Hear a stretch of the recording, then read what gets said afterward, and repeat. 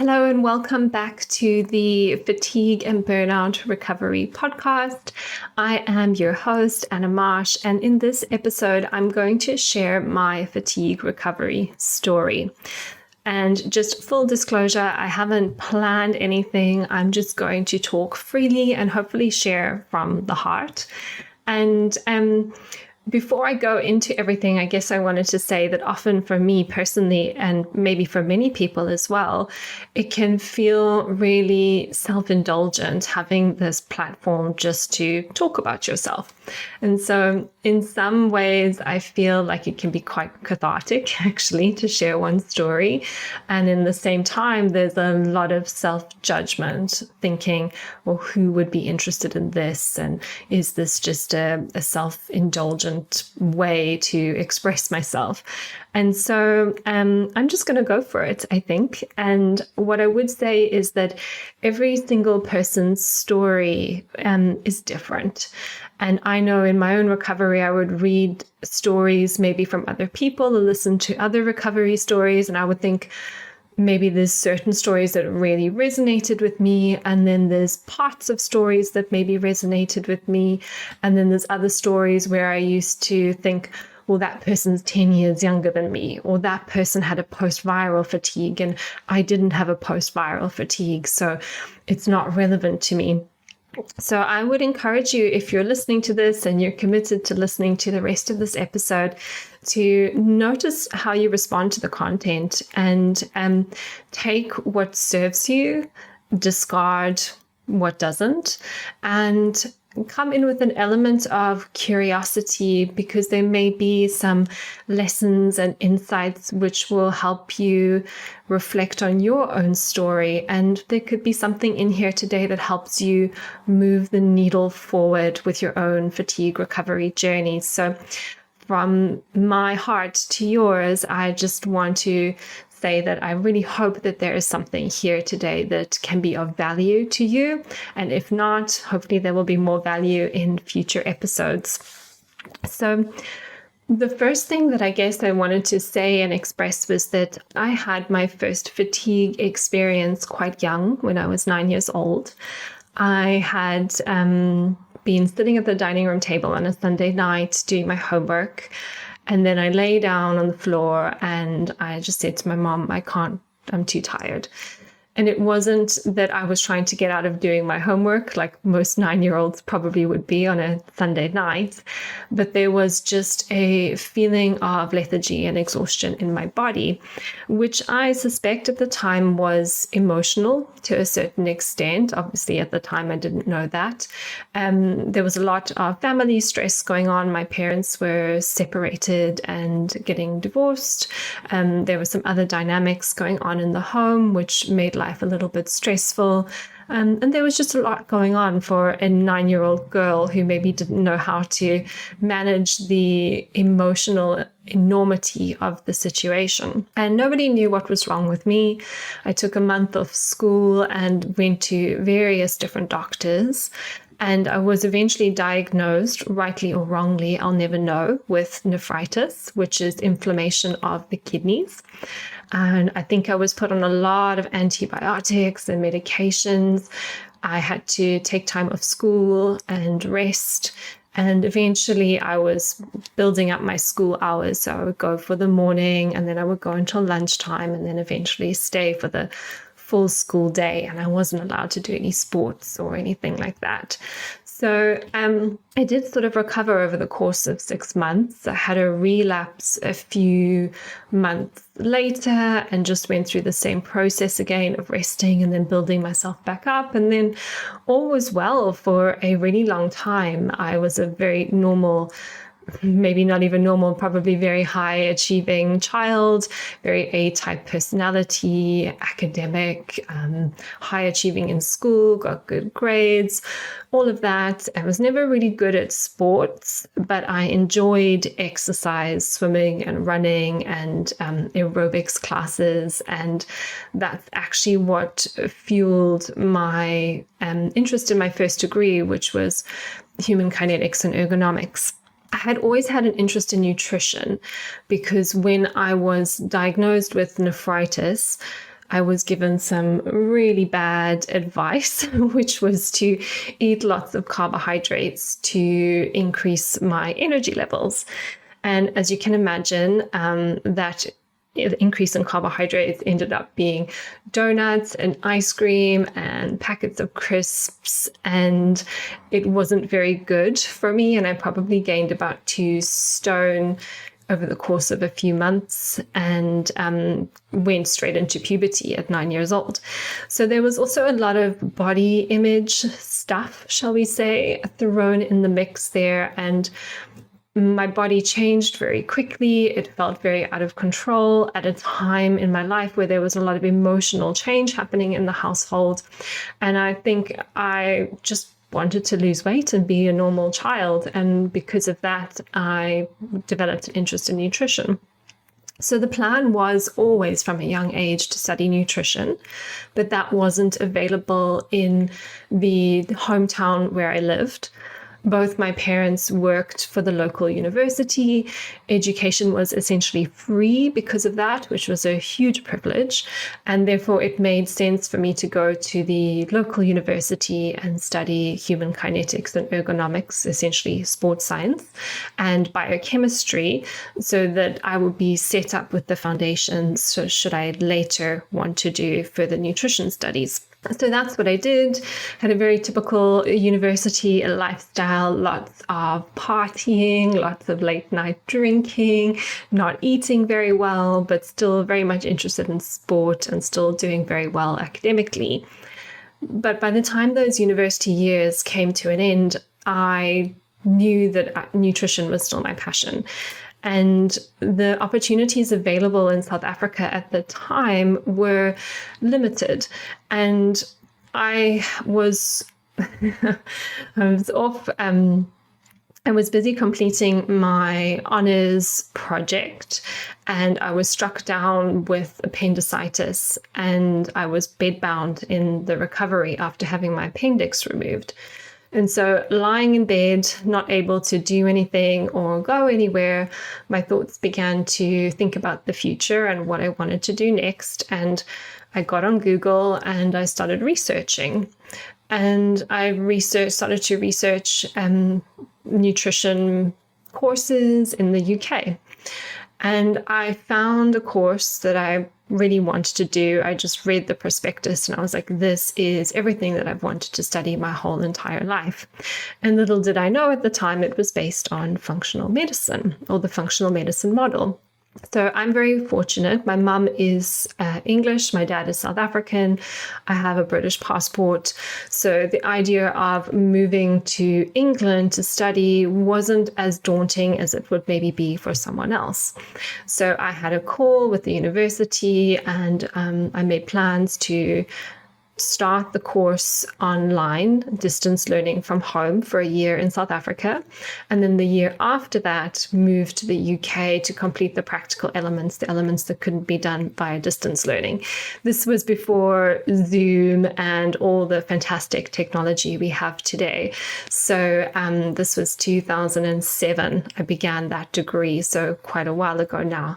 And I had to travel to the UK to do certain aspects. They used to post me DVDs of the content all the way to South Africa because there was no online learning platform at that point in time. Anyway, slight digression. So I moved to the UK in 2008, and when you're young, you just make decisions and you do things because you don't think so much about the consequences. And I think that maybe in some ways that's a good thing, because you think more about what can go right as opposed to what can go wrong. And therefore you take risks and you take leaps of faith. And that was definitely what I had done.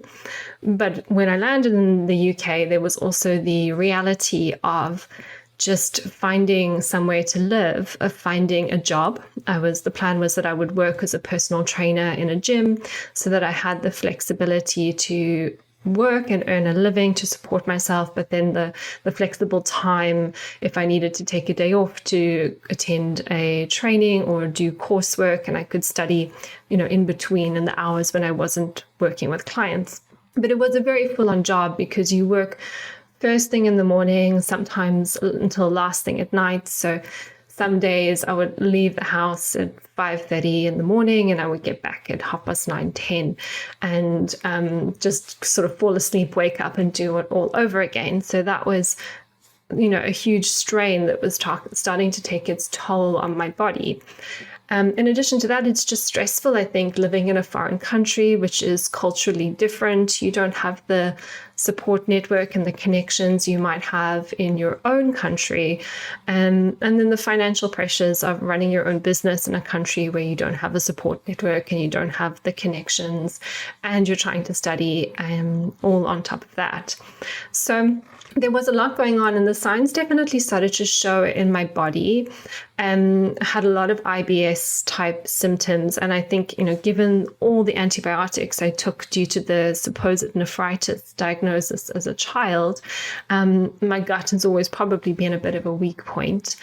That there are a lot of IBS symptoms, brain fog, hormonal imbalances, my skin, which is I've never had bad skin, but my skin was just starting to break out a little bit more, and just extreme fatigue. And it wasn't enough, I think, to be called chronic fatigue syndrome at that point in time, but I was tired. I was very, very tired, and life was hard and it was a slog. But fortunately, I was studying health. I was studying nutrition. I was learning about functional medicine, even though I didn't know it at the time. And I was able to start to do things to support my body. I was able to balance my blood sugar. I was able to take supplements to support my digestion. I used herbs to support my adrenal glands. I worked on lifestyle components. So I found a place to live where I felt that I could be more settled and more rested. And as time went on, I built those important support connections that we all as human beings need. And it did take some time. It took a good, I'm just thinking, it was sort of 2009, 2008, 2009, through probably until 2011. So a good 2 or 3 years to really find my feet and cultivate a good, stable sense of energy and well-being again. And that also came hand in hand with me discovering CrossFit in the very early days before CrossFit was so mainstream. And I loved it. It really appealed to my competitive nature, and I would push myself very hard physically. And it was fantastic from the community aspect. I made so many friends and connections, and I really felt like I was part of something, which was something very important that had been missing when I had first moved to London. But I think it was also really, really intense, and I would frequently get a bit run down, get some colds and flus, just kind of, I think my immune system was still a little bit compromised at the time. And I remember I was just about to do my first big CrossFit competition, and I had been training so hard for this competition. And then the week before, I was just struck down with the most awful flu. And honestly, I don't think I have been that ill since that day. It was a proper flu with body pain and fever and fatigue and all of those things that we would associate with a full-blown flu. And obviously it's not nice to have a flu. It's not nice to have those experiences, but actually the ability of the body to generate a strong fever is a sign of a healthy and robust immune system. So there's a reason why I share this, is because I had that flu, or I got that flu on the Sunday, and I was due to compete by the Saturday. And by Saturday, I was feeling okay, but I wasn't fully recovered. And I pushed my body to complete the competition because I had been training so hard for it, and I didn't want to not compete. But in hindsight, which is always 2020, I think back now, and I think that was kind of like a small little beginning of the end kind of thing, because I think I pushed my body too hard when it wasn't ready. And I remember it taking quite a few weeks after that competition for me to feel like I could train again and feel like I could exercise again. And then from that point in time, I'd say the wheels started to come off a little bit. I started to develop like some niggling injuries. By the end of that year, I remember taking time off for Christmas, and I had like mouth ulcers and just like aches and pains in my body, and I just wasn't feeling very good. So there were those kind of niggling symptoms kind of creeping back in.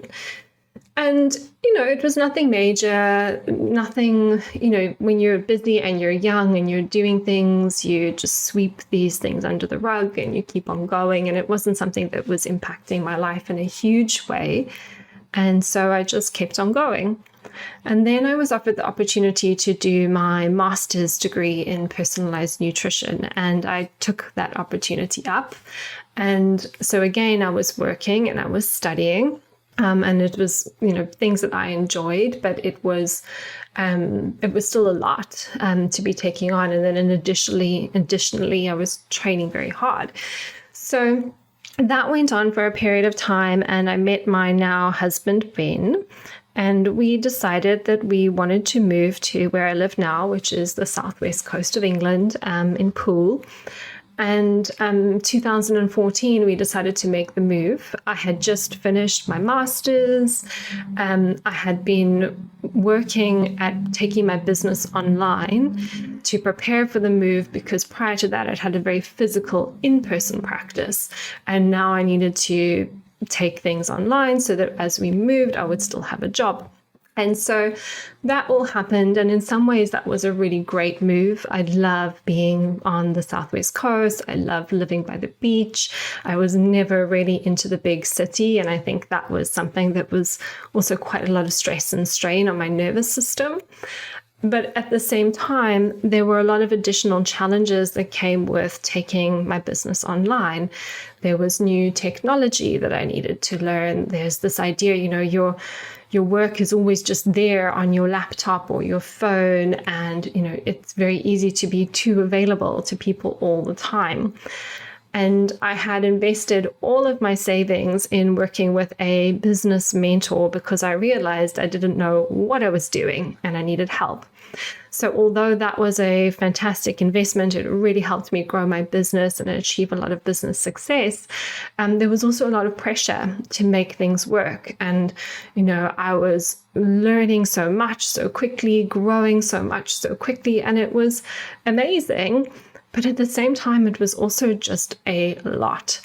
And that was probably the trend for the next couple of years. So at that point in time, because of my background in fitness, I started an online weight loss program. And the program was really successful. I think in the best year in business, we turned over £180,000. And that was with a small team. So I had an assistant, full-time assistant, and sales representative who worked for me. I had a coach who worked with me. I had various contractors, designers, someone to help me with Facebook ads, various bits and bobs. And I was also investing a lot of the money that was being made back into the business and also into my own education and skill set. So I was running this business, traveling to America to do my functional medicine training, also running retreats, so traveling to Italy and Bali, and upholding the business day to day, which was also a lot of pressure. And so there was just so much going on. I think even though the business was earning good money, it felt like just as soon as the money was coming in, it was also going out.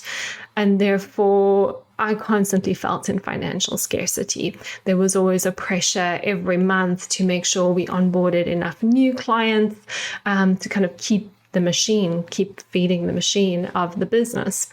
And I think that was a really big thing that started to take its toll on my body. At the same time, all the international travel, the jet lag, I was pushing myself very hard in the gym. And there was an emotional component of running the business as well. I was working with women who wanted to lose weight, a lot of them really struggling with their bodies, their body image. And as someone who is very highly sensitive and caring, it was a lot to hold those emotional experiences of others, because that was actually something that I still needed to learn to do for myself. So often when we run our own business, it shows us the lessons that we need to learn. And I had a lot of lessons I needed to learn around, and I still do have a lot of lessons I need to learn around, people pleasing, setting good boundaries, work-life balance, taking on the emotional energies of other people. So all of those things were also invisible stresses, the inability to set boundaries, constantly trying to help others at the expense of my own self-care, and people pleasing, poor boundaries, all of that. That was something that was kind of silently also creating wear and tear on my system. So I had the financial stress, those hidden emotional stresses, the stress of travel and disruption to my circadian rhythms, imbalances that were probably kind of niggling away at my body from before, like gut imbalances. And then the stress of just like pushing myself hard in the gym and training very hard. And throughout this whole time, I ate well. So it wasn't like I had a bad diet. I was definitely eating well to support my body. When I wasn't, straddling time zones, I was good at making my sleep a priority. I slept well. I was into yoga. I was into meditation. I found Joe Dispenza in 2017, and I loved Joe Dispenza, and I would do his hour-long meditations, and I attended his 3-day retreat. So it wasn't like I wasn't taking care of myself. There was a lot that I was doing to support my body, but there was also a lot of stress on my body. And something that I also probably now only realize in hindsight is I think when we first moved down to Poole, Bournemouth in 2014, we temporarily lived in a home which I think possibly had mold. And it's actually from that point in time that I started to get these little niggles of fatigue and feeling a little bit more flu-like after training a little bit too hard. And I'll never know for sure, but I wonder if I had put it down to the stress of everything going on at the time, but I wonder if that's when I had a mold exposure. I also had a bout of sort of gastric flu about the same time. And then it was kind of my whole system. I like to think of it as circling the drain. So my system began to circle the drain from that point onwards.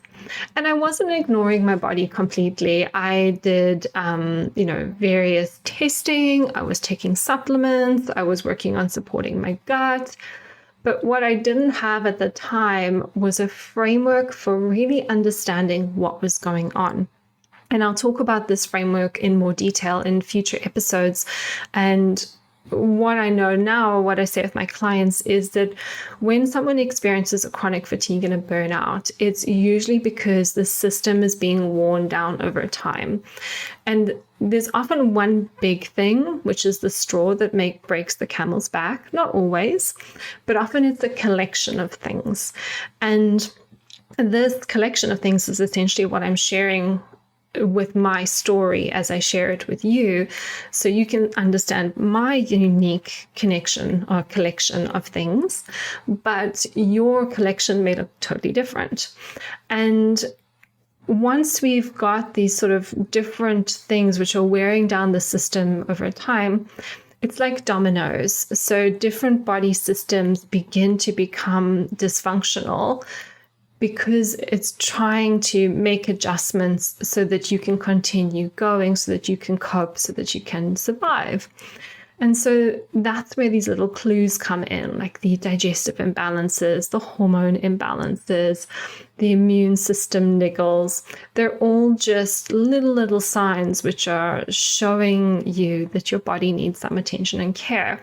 And unfortunately, I couldn't see the bigger picture of all of the loads on my body.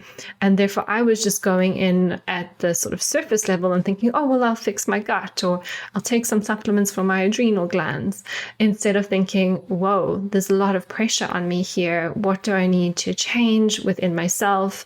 And what do I need to change in terms of lifestyle and business that will really support my body? I was just kind of trying to put band-aids or plasters over the wounds instead of really get to the bottom of what was going on.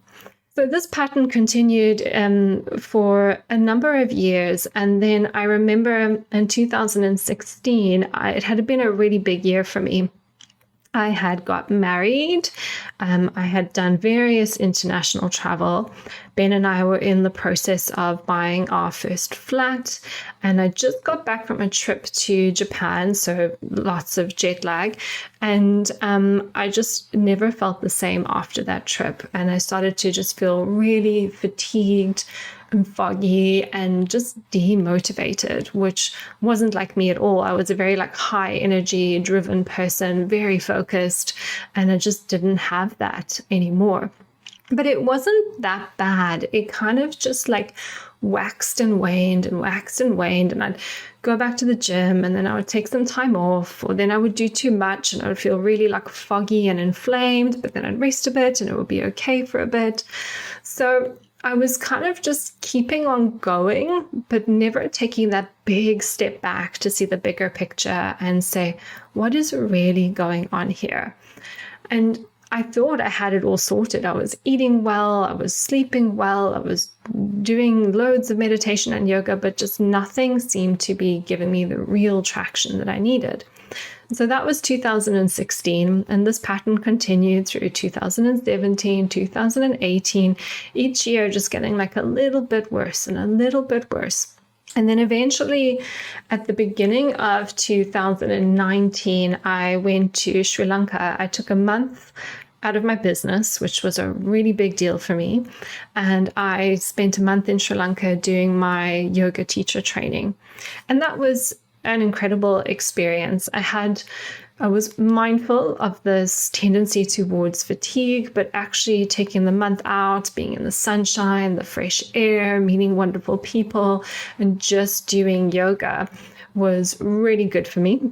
My diet, just because of what was available at the time, wasn't very good, and my sleep wasn't very good, I think because of my diet. But otherwise, the experience was really positive. But when I came back, and then I almost felt like I've taken all of this time out, now I really need to hit the ground running and, do everything and get back into business and start earning money again, then that's when the wheels just started to fall off. I just couldn't seem to cope with re-entering my life as it was. And eventually that's when I went to the doctor. I had the symptoms for chronic fatigue syndrome printed out from the NHS website, and I kind of knew what it was. I knew I had pretty much all of them, and I just didn't know what to do. I just felt like I needed some help. And being trained in functional medicine and in nutritional therapy, and I did kind of feel a little bit skeptical about going to the doctor and what they could do to help me. But it was also really scary to be experiencing what I was experiencing and not really know what to do and where to turn, because I felt like I was doing so much already to support my body. And so I went to the doctor, ugly cried in the doctor's office.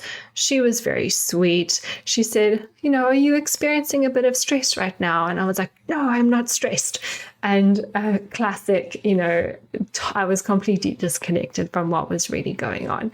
I was very stressed, and obviously experiencing that experience is stressful inherently.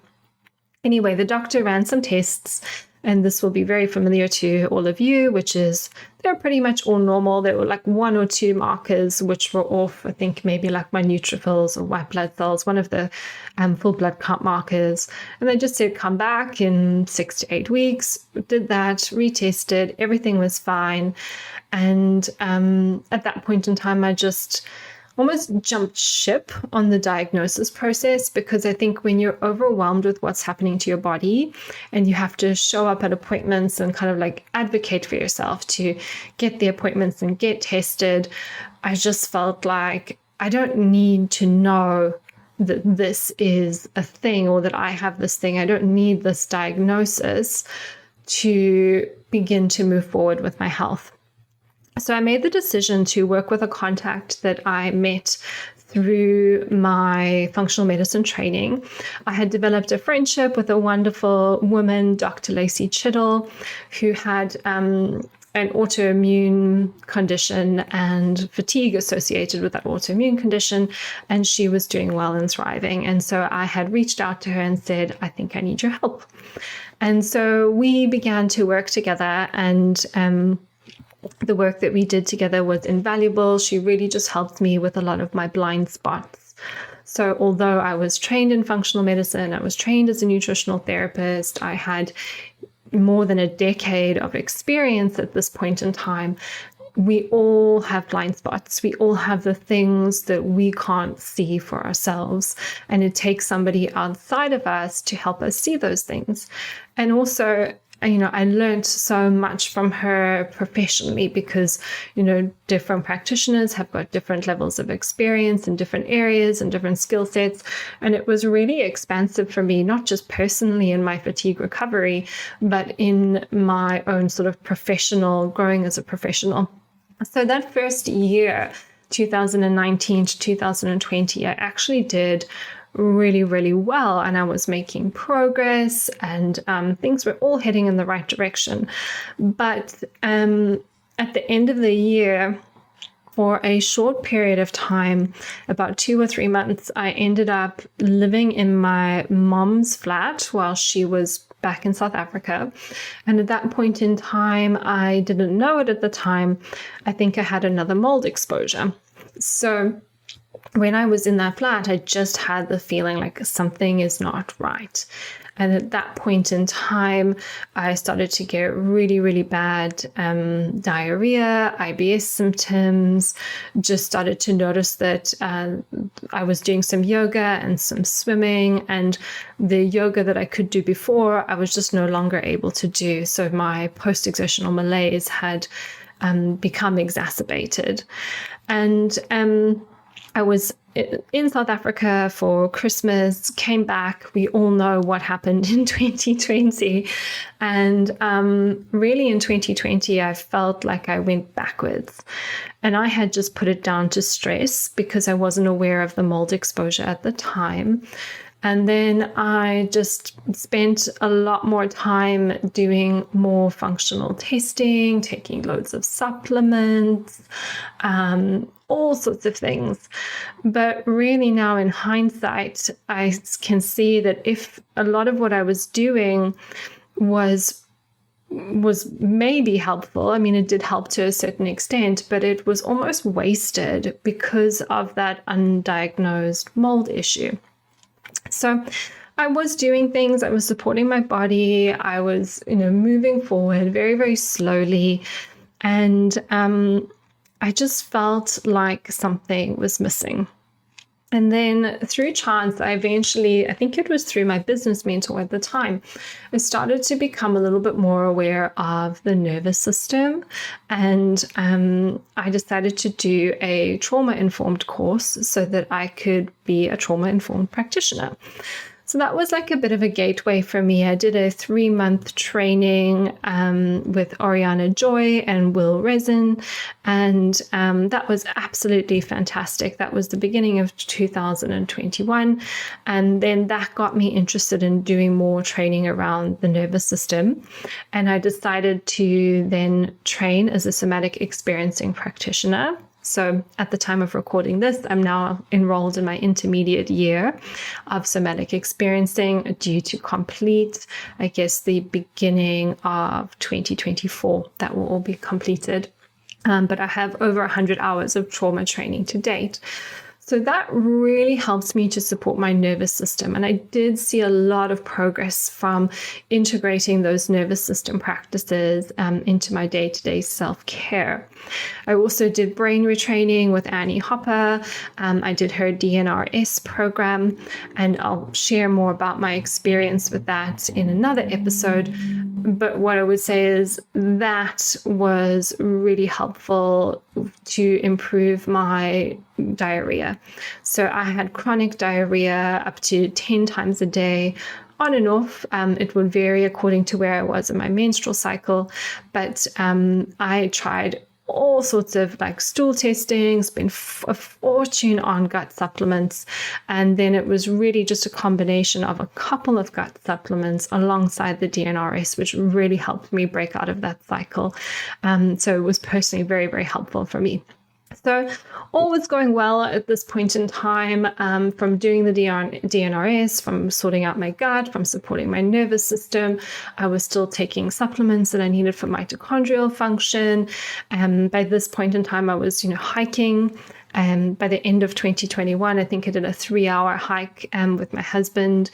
I was doing lots of a little bit of sauna. So on the southwest coast here, we've got the saltwater sauna, which is a sauna on the beach. So sort of in the winter, doing sauna and cold plunges, lots of cold swimming. There are a lot of things I was doing to support my body. But then I started to read a book, which was called Toxic by Dr. Neil Nathan. And I came across him because I was really interested in the cell danger response. I had been doing more reading around it, and I found a podcast where he was interviewed talking about it, and I just thought he was fantastic. So I read his book, Toxic, which is all about mold. And after reading this book, I thought, I'll read this because it might be useful, for my clients, for me to understand. And when I was reading this book, I thought, I'm not like a really sick person, but I think I could have mold. So at this point in time, I just decided to bite the bullet, do the mold mycotoxin testing, and that came back with 3 positive results. And by this time, it was February 2022, and I started a protocol to basically detox the mold, and that really gave me the big leg up in my recovery. I did various things. I did some more gut work to help with parasites. I did infrared sauna to help with detox. I did some more sort of strict or like a 7-day liver cleanse protocol. I did a whole bunch of stuff. I won't go into detail with all of it. You can always ask me questions about it if you're more interested. But that was what I kind of say is the overnight success, 3 years in the making, that it was kind of that final sort of nail in the coffin in terms of understanding what I needed to do to support my body. So the big learnings were really all of that nervous system work, which gave me a big leg up. And then the second thing was understanding that even though there's multiple things which kind of push the body over the edge, there's usually some big rocks that we need to move to really get the body out of that threat, out of that cell danger response, so that we can then initiate the healing, recovering, and repair. And having the experience with finding the mold, I do believe that my current home is mold safe, although I've never tested it. But uncovering that there was a mold issue, then addressing the mold issue specifically, and then really seeing how that gave me the next leg up in my journey, because all the other groundwork had already been done. That was a very profound in terms of my professional learning as well. And so the biggest thing that changed for me once I started addressing the mold was the post-exertional malaise. I was finally able to do more than just walking, but to do some qigong and then some yoga, and then eventually start just some basic resistance body weight training at home, and then eventually lift weights, go back to the gym, do more swimming, and that's where I am now. And so the final thing I just forgot to say was that I did actually pick up the diagnosis process again. And I was diagnosed in May or summer 2021 with chronic fatigue syndrome. I was referred to a clinic occupational therapist just to get some support. We had a couple of sessions, but she sort of said to me, "You're pretty much doing everything that we would recommend, so you don't really need to keep on seeing us." And I was in agreement. I felt like it had been helpful to have a few conversations, but I didn't feel like there was anything more that they could do for me. So that brings me to where I am now. And obviously, over the course of these past few years, as I've been sharing more about my fatigue recovery journey through social media, I've been attracting more and more clients who need help and support with the same. So working with various clients, most with chronic fatigue syndrome, others sometimes with just burnout or fibromyalgia, or some people who suspect maybe they have mold or they're not really sure what's going on, or they're just tired. It's kind of a very broad range of clients, everything from those who are sort of bed or housebound, all the way up to those who are quite functional in life, but they're just tired all the time. And it's been such a rewarding experience to help women or people on the same journey that I've been on. And I've also just had the privilege of seeing so much data behind the scenes. So most of my clients will do at least one test, if not, 2 or 3. Pretty much all of them will do blood work and then maybe one functional test or 2 or 3 functional tests. And just starting to notice the trends that come up for people, starting to notice, what typically is imbalanced, what typically isn't imbalanced, what typically works, what typically doesn't work. And obviously it's different for everyone, but it has really allowed me to develop this framework in terms of what we need to do to support someone who's having a chronic fatigue or burnout experience. And so just generally to wrap up, I think what's the way that I approach this and the way that I work with clients now is to identify those big rocks. What are the kind of root causes or the big things that are stopping the body from accessing healing? And that's usually some form of nervous system dysregulation. And I definitely notice with my clients, there's a lot of nervous system work we need to do together. But it could also be a toxin exposure, like mold mycotoxins, but not only. There could be some sort of infection going on, like a viral infection, maybe a gut infection or parasites or SIBO, small intestinal bacterial overgrowth or something like that. So it's usually some form of microbe, a toxin, or a trauma. And then, so we want to support the nervous system. We want to really deal with those big rocks. And then we need to start to support just the general systems of the body. So look at blood sugar regulation, making sure that gut health is working well, circadian rhythms, movement, stress management, those kind of basic things. And then go into more complex things. So looking at detoxification, mitochondrial function, hormone balance, those other things which we can only really start to rebalance once we've got the foundations laid down. And then finally, there's usually a lot of behavior and personality retraining that needs to happen. So I mentioned already about my, people pleasing, inability to set boundaries, always wanting to be helpful at the expense of what my body needs.